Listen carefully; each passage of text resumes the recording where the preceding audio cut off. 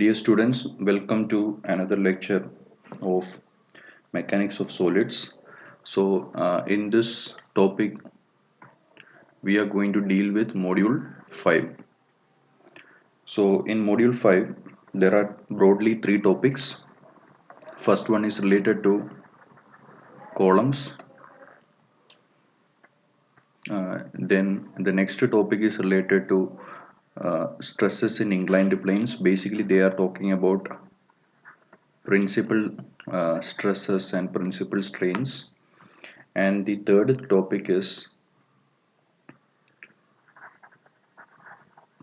shafts which are subjected to pure torsion. So what we will be doing is we will be starting with this topic, that is circular shaft that are subjected to pure torsion. So what do we mean by circular shaft that are subjected to pure torsion? Now circular shaft are mostly used as machine parts. As we know, in all the vehicles, the shafts that are used for transmitting the power from the engine to the wheels, they are circular in shape. Okay, and this is basically the case with all the machines. We are having circular shafts wherein we have a gear system which are used for controlling the amount of power that is transmitted. So let us try to see what are the different topics that we have to understand related to torsion of uh, torsion in circular shaft. So let us consider a uniform circular shaft. So this is a uniform circular shaft in the sense the radius of the circular shaft is uniform throughout, the same material is used throughout. Okay, and let us say this is the longitudinal axis of the shaft. So when we say a shaft is subjected to uh, pure torsion, so we are talking about pure torsion. So when we say shaft is subjected to pure torsion, it means that every section of the shaft, that is every single cross section of the shaft, from a cross section from end A to cross section from end B, every single cross section of the shaft is subjected to uh, the same amount of torsion. Okay, so that is the idea of pure torsion. So now such a thing is possible when we are having equal and opposite torque acting at both the ends. So torque is usually represented by double-headed arrow, and the sense of the torque you can always obtain by using the right hand thumb rule. So right hand thumb rule, if you place the right hand in the direction of the arrow, the torque will be provided by the direction in which your fist curls. Okay, so that is the idea of torque. So you have two equal and opposite torque acting at both the ends, and the axis of the torque or the axis of the couple and the axis of the shaft should coincide. The axis of the couple as well as the axis of the shaft should coincide, and we will know that each section in this particular shaft will be subjected to the same amount of torsion. And if you want to draw the torsional bending moment diagram or the torsional moment diagram for this particular shaft, you will see that it is uh, something like this. It will be uniform at every single cross section. You will be having uniform cross section. So this is the torsional moment diagram. Okay, so that this is the idea of uniform torque. There is no bending moment, there is no shear force acting on it. It is completely under pure torsion. Okay, now this kind of a situation is possible when we are having a circular shaft which is fixed at one end.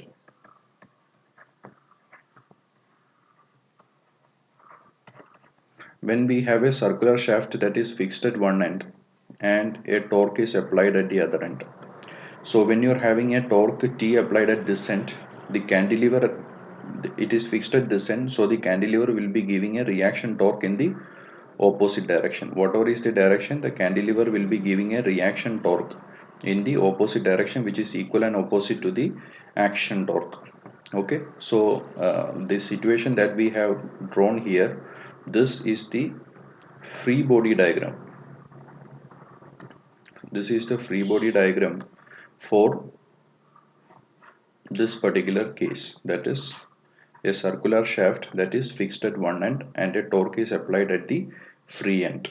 So what we have drawn here, this case of pure torsion, in reality is something is related to this particular case. Whatever we have drawn here as a shaft subjected to two equal and opposite torque is the free body diagram of this particular real case, wherein you have a circular shaft that is fixed at one end and subjected to a torque at the free end.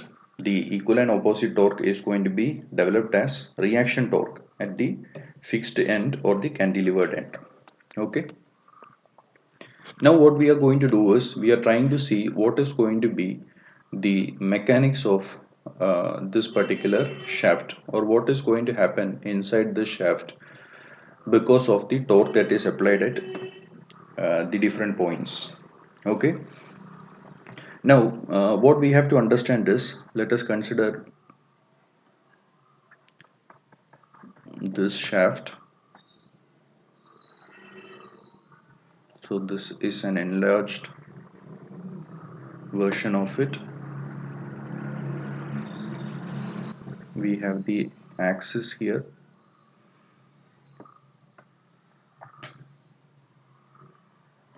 Let us also try to draw the cross section.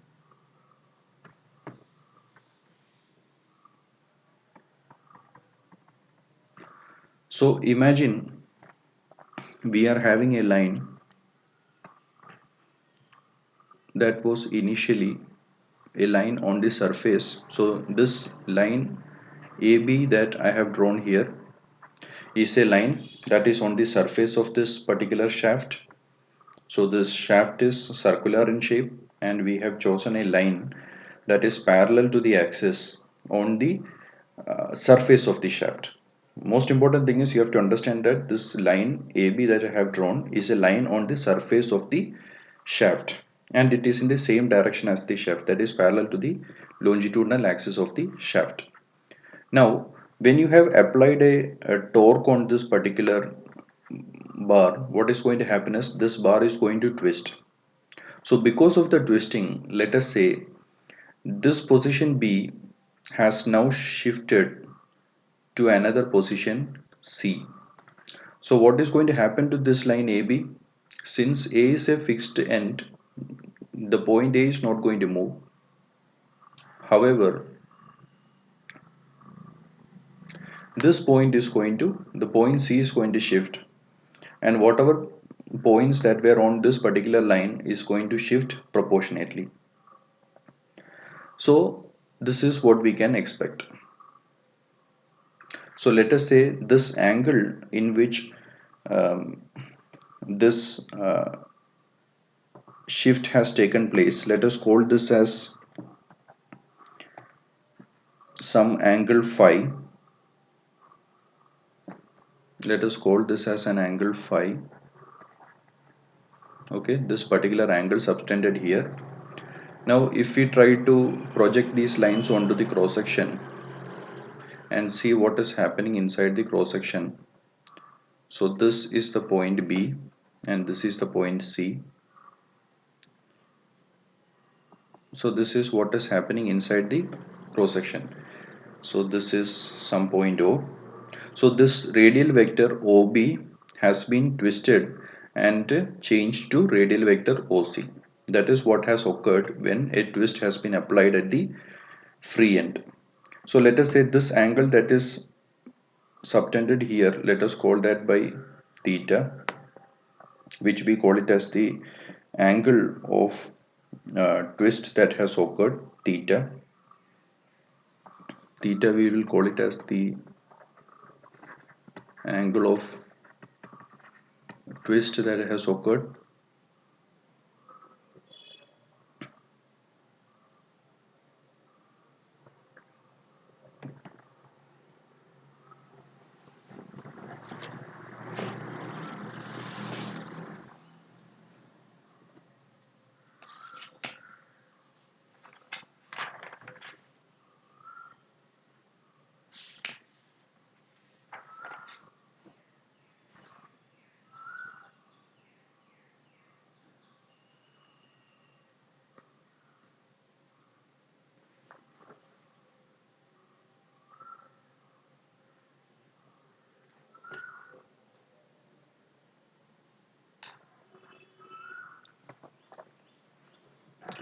Now what we have to do is uh, this angle phi, what this angle phi represents is, this angle phi represents the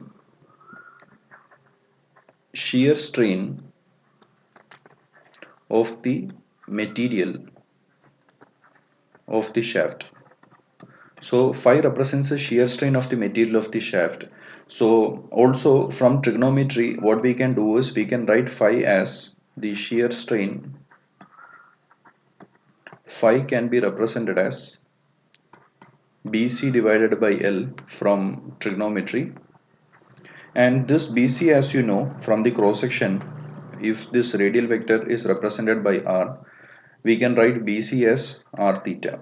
So we can write shear strain as R divided by theta.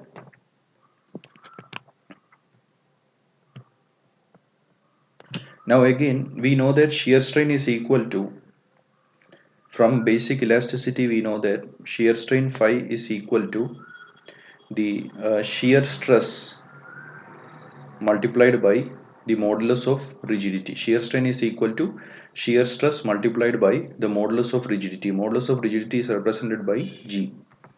So this shear strain can be replaced as tau into G is equal to R theta divided by, there is a small mistake, it is not shear stress is equal to shear strain multiplied by modulus of rigidity. So this is the shear stress is equal to shear strain multiplied by modulus of rigidity. So if we substitute that here in this particular equation, we will have phi can be replaced as tau divided by G. So we have, since we have used the maximum radial vector here, so we have to replace this as tau max. So tau max is equal to R into G theta divided by L. So we can write this as tau max divided by R is equal to G theta divided by L. So this is one equation we have.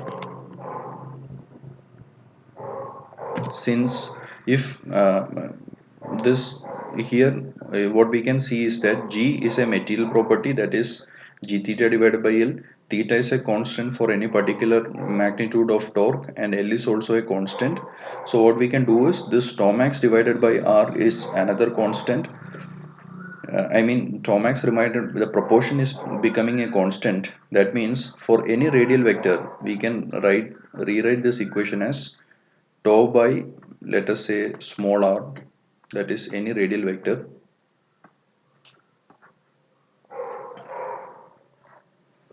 we can write this equation like this, that is tau divided by r, that is shear stress at any distance r from the center.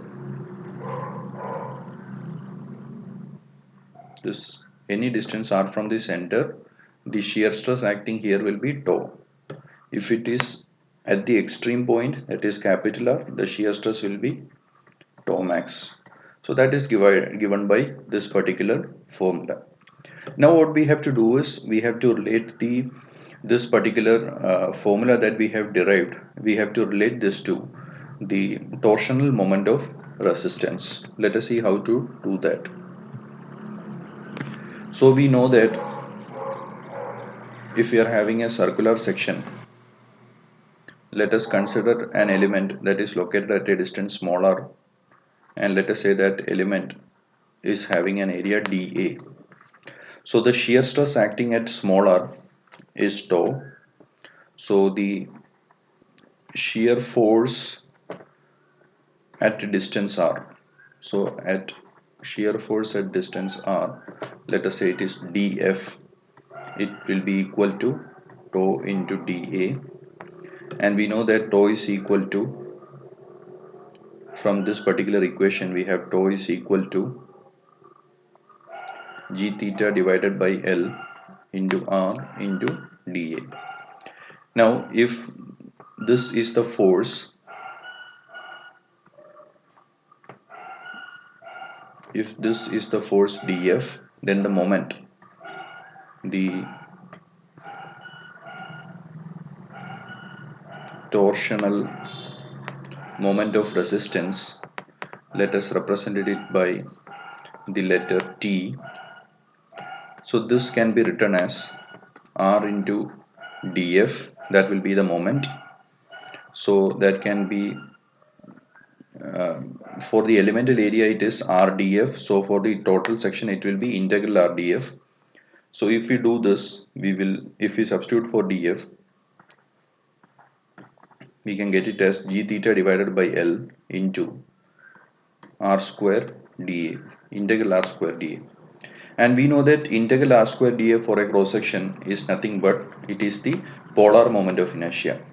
Okay, integral R square dA for any cross section is the polar moment of inertia represented by the letter J. So if we replace this equation, we will get it as g theta divided by L multiplied by J. This will be the equation. So the torsional moment of resistance T is equal to g theta divided by L multiplied by J. So now what we can do is, let us try to rewrite this particular equation, clubbing equation number 1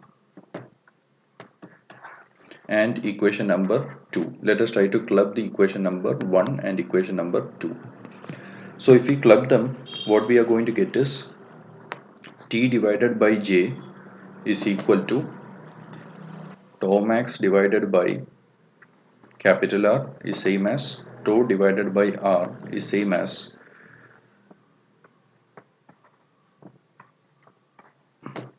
g theta divided by L. And this particular formula, you can call it as the torsional formula. This is the analogous to the flexural formula that we have learned for pure bending. So this is torsion formula for pure torsion of uniform circular shafts.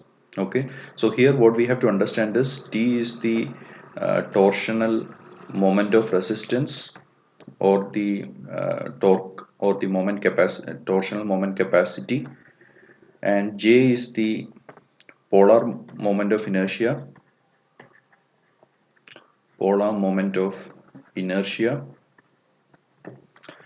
Tau max is the maximum shear stress at the surface.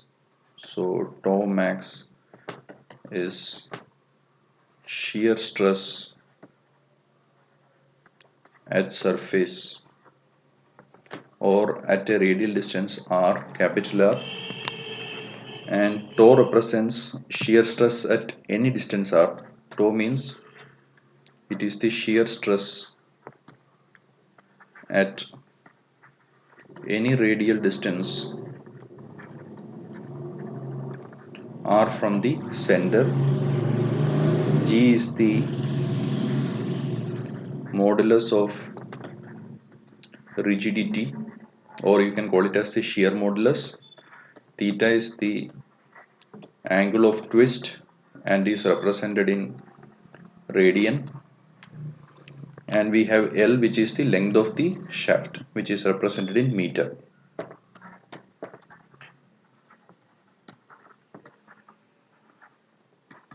That is represented in meter. Okay, so